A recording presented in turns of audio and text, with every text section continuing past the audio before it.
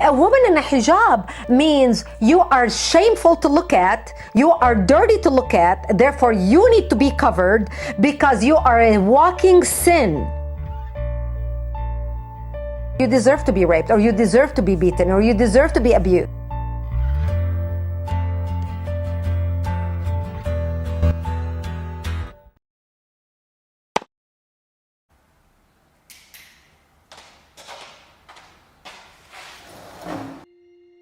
A topic that has been the focus of misrepresentation and criticism for years. Hijab. What is hijab? What is it not? Who needs it? And is it truly political?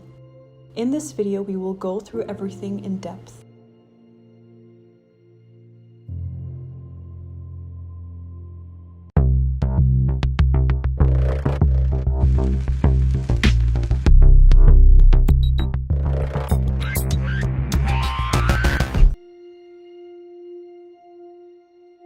There is only one actual reality, no matter how varied the veiling profile comes to life in people's brains.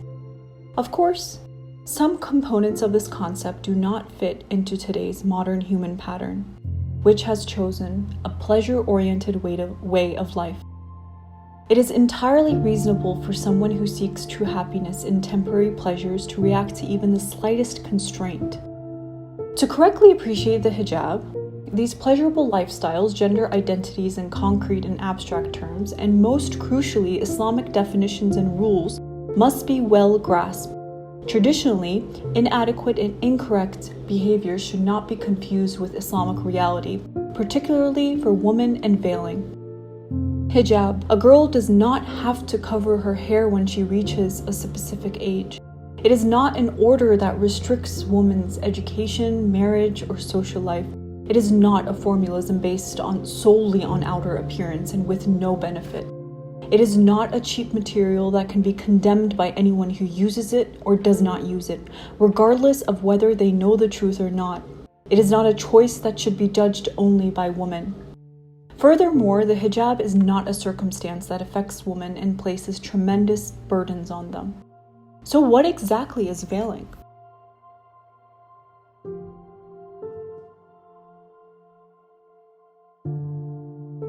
Veiling is, first and foremost, a directive given by the Creator based on specific pearls of wisdom. As humans, we require some discipline to maintain the moral balance in society. For example, if emotions like fear, love, and ambition are not appropriately restrained, the damage they create cannot be avoided. Women and men are two beings who are continually drawn to one another. There must be a measure to ensure that this communication is healthy. On the other hand, veiling serves as a guide for both men and women at this stage of social life. In addition to clothes, this approach balances issues such as behavioral patterns and contact measurements in the healthiest dimension. This indicates that the veiling is not a formalistic device. Even if some people are inadequate and improper in wearing the hijab, even if they merely regard it as clothing, this does not imply that this is the correct veiling. People's errors cannot be blamed on the true principles of Islam. It is not appropriate to make broad generalizations based on individuals.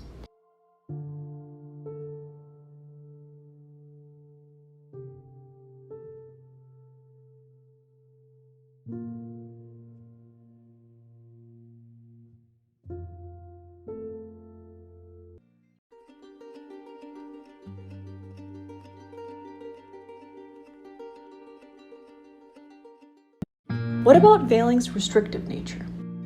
When we consider the constraints in areas such as education and social life, when we ask what factors affect a person's character and position in society without gender discrimination, we come across characteristics such as knowledge, endowment, ability to think and ideas, language skills, diligence, willpower, ability to speak, and body language. Details like garment length and degree of intimacy with the opposing gender are a few steps behind. So what kind of constraints may be imposed on these functions, considering concealment?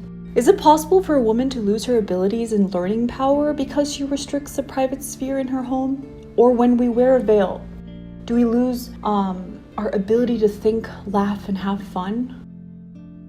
Or are you unable to do a good endeavor without developing too much intimacy with a strange man? At this point, certain significant elements have been overlooked throughout history amid the harsh criticism of women's profile and veiling in Islam. We have Hijab radiallahu anha's model in front of us, one of the best trade experts of her day. Aisha radiallahu anha was a brilliant scholar of her time, a politician and a warrior. Hanna radiallahu anha was Maryam alayhi salam's mother and had a strong attitude on women's rights. These are only a few key points to remember about women's place in Islam. It doesn't make sense that a religion based on this attitude has goals like demeaning women, confining them, and robbing them of their freedom through the veiling order. Hijab does not divert women's attention away from the concept of freedom.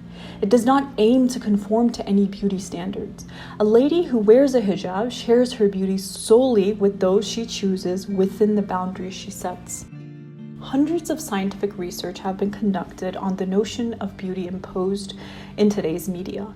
According to studies, women are badly impacted psychologically, and about 80% of them do not like themselves. Many women, young and old, must have a general image of beauty. Because there is always a prominent example in front of our eyes in TV shows, advertising, and even on sales pages, it'll be ugly if you can't get to this standard. Plastic surgery and permanent makeup must be used to achieve this goal. So how liberal is this order in terms of women recognizing their thoughts and appreciating their bodies and comforts? Is it the veil that limits freedom? Or are beauty standards that have such a terrible impact on women's psyches pushing them to change and alienate themselves from themselves?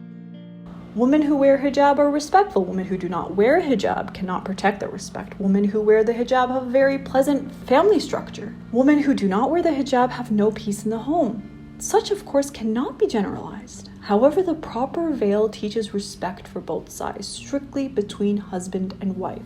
When a family gets out of shape and fully settles into life, the hijab protects them from potential hazards. It's the finest safeguard against conditions in a marriage that weaken the bond, such as jealousy and etc. Hijab is more than just a female-only command. At the same time, a man bears a significant responsibility to cover his body so that he does not look at the haram when evaluated based on his nature. Hijab impacts both genders because it is a directive issue to both. So why is it so simple to let go of the veil when it serves such a crucial purpose in life?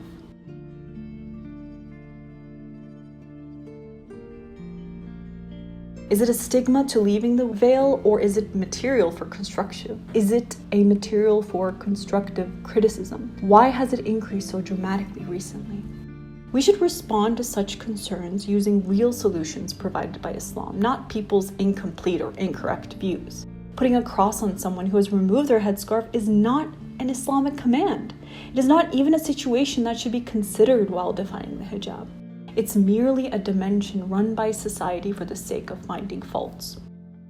One of the main reasons for removing the hijab is a lack of knowledge. Those who understand who they are doing it for, why they're doing it, and what they stand to gain or lose stand firmer while making such crucial decisions and have no trouble choosing the proper path.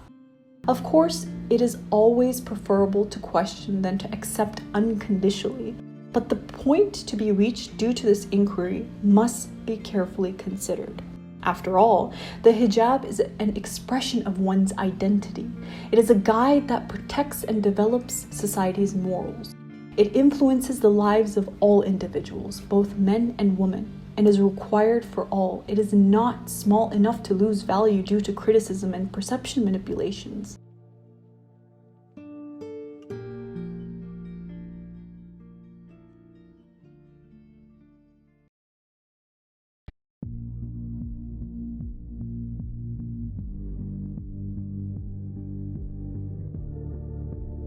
I believe we all understand that the hijab is neither political nor formalistic, and that mistakes cannot hurt people's true identities. We have stated that there is just one authentic truth. Now that we have laid out the facts and the truth, everyone is free to return to their vision.